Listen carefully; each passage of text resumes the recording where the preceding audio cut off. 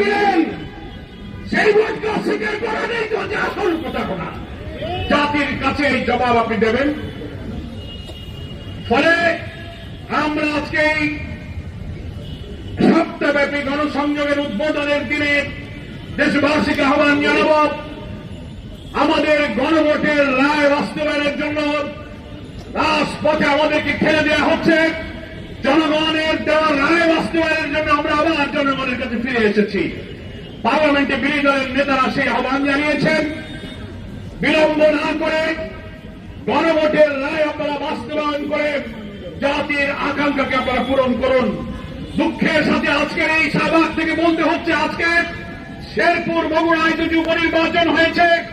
প্রত্যেকের হাতে social media, কিভাবে ভোট কেন্দ্রগুলো দখল করা হয়েছে, এজেন্টদের বের করা হয়েছে, জাল ভোট দেওয়া হয়েছে, সিল মারা হয়েছে, বাধা দিলে 11 দলীয় প্রার্থীদেরকে মারপিট করা হয়েছে, রক্তাক্ত করা হয়েছে এবং সকালবেলা ভোট শুরুতেই এজেন্টদেরকে বাধ্য করে রেজাল্ট শিটে প্রিজাইডিং অফিসার জোর করে স্বাক্ষর নিয়েছে।